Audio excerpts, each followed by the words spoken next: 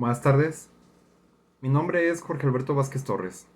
Mi matrícula es 210000747. La universidad es Virtual Estado de Guanajuato. Licenciatura en Derecho, módulo Derechos Humanos en el ámbito internacional. Reto 5. ¿Cuál es la responsabilidad del Estado mexicano? Asesor, maestra Diana Patricia Josefina Orcasitas. Fecha de elaboración, lunes 24 de junio de 2024. Caso 1. Ana se encontraba pacíficamente repartiendo panfletos a las personas que se manifestaban en la plaza de armas de su ciudad. El contenido de los panfletos versaba sobre citas bíblicas. Al enterarse de lo que hacía Ana, un policía decidió arrebatarle los panfletos y detenerla, argumentando que no era lugar para repartir ese tipo de información, pues alteraba el orden. Ana permaneció encerrada e incomunicada dentro de una patrulla durante 3 horas, hasta que la manifestación concluyó. Posteriormente, el policía la trasladó a Barandilla, donde recibió burlas y calificativos peyorativos por el personal de seguridad pública. Luego de un día detenida, la dejaron en libertad. Ana denunció el hecho ante la Fiscalía General del Estado, así como ante la Comisión Estatal de Derechos Humanos. Ambas instituciones omitieron el inicio de cualquier procedimiento, por lo cual Ana acudió a la Justicia Federal, donde resolvieron incompetencia para conocer del asunto.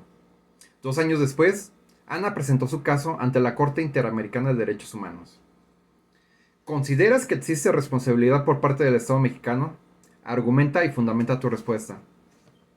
Sí, el Estado incurrió en responsabilidad, primeramente porque el policía detiene a Ana por repartir panfletos bíblicos a las personas en un lugar que supuestamente no se tenía permitido, argumentando que estaba alterando el orden, lo cual es falso, ya que se encontraba de manera tranquila y pacífica repartiéndolos en un lugar público. Además que el policía nunca fundó y motivó la causa de dicha detención, lo que la vuelve arbitraria. Esto con fundamento en el artículo 16, primer párrafo de la Constitución Política de los Estados Unidos Mexicanos. Asimismo, al arrebatarle el policía los panfletos a Ana y prohibirle que divulgue su religión y sus creencias, individual o colectivamente, tanto en público como en privado, está afectando su libertad de conciencia y de religión. Esto con fundamento en el artículo 1.1 de la Convención Americana sobre Derechos Humanos y el artículo 12.1 y 12.3 de la Convención Americana sobre Derechos Humanos de los Derechos Civiles y Políticos. Después, en segundo lugar, tenemos la privación ilegal de la libertad e incomunicación, lo cual se actualiza porque el policía encerró a Ana y la mantuvo incomunicada durante 3 horas dentro de la patrulla, cosa que no es correcta debido a que debió presentarla inmediatamente ante la autoridad competente para resolver su caso. Artículo 20, inciso B, fracción 2 y artículo 16, primer párrafo de la Constitución Política de los Estados Unidos Mexicanos, así como los artículos 7.1, 7.2, 7.3, 7.5 y 7.6 de la Convención Americana sobre Derechos Humanos de los Derechos Civiles y Políticos, y el artículo 14.3, fracción B, del Pacto Internacional de Derechos Civiles y Políticos. A su vez, como tercer punto, se menciona que cuando Ana fue trasladada a Barandilla, la recibieron con insultos, burlas y calificativos peyorativos con motivo de sus creencias por parte del personal de seguridad pública, lo cual resulta discriminatorio. Artículo 26 del Pacto Internacional de Derechos Civiles y Políticos. Artículo 7 de la Declaración Universal de los Derechos Humanos y artículo 1, quinto párrafo de la Constitución Política de los Estados Unidos Mexicanos. Después, como cuarto punto, se dice que Ana estuvo un día detenida y después se giró su libertad, por lo que se infiere que no tuvo audiencia ante un tribunal a fin de que éste decidiera la brevedad posible sobre la legalidad de su prisión y ordenara su libertad si la misma fuera ilegal. Artículo 9.4 del Pacto Internacional de Derechos Civiles y Políticos. Por último, en el quinto punto, Ana denunció los hechos ante la Fiscalía del Estado y ante la Comisión Estatal de Derechos Humanos, pero omitieron iniciar cualquier procedimiento. Por lo anterior, Ana decidió recurrir ante la Justicia Federal, pero resolvieron incompetencia para conocer del asunto, con lo que incurrieron en omisión, ya que no fue escuchada ni amparada por la ley. Artículo 17.1 y 17.2 del Pacto Internacional de Derechos Civiles y Políticos. Caso 2. Durante la pandemia por COVID-19, el gobernador de una entidad federativa publicó un decreto por medio del cual se declaraba obligatorio el confinamiento en el domicilio particular de los habitantes, en un horario de 18 horas a 9 horas.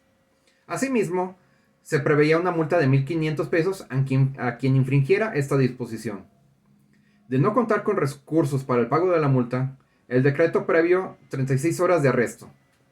Andrés, un hombre de 34 años de edad en situación de calle, caminaba por la avenida principal de la ciudad a las 20 horas. Cuando un militar lo vio, le detuvo y lo presentó a la Secretaría de Seguridad Pública, donde le fue exigido el pago de la multa. Andrés argumentó no tener casa habitación, familia ni dinero para pagar la multa. Como consecuencia, fue privado de la libertad durante 36 horas y boletinado, fotografía incluida, en redes sociales como el primer detenido, un sinvergüenza capaz de negar a su familia con tal de no pagar la multa.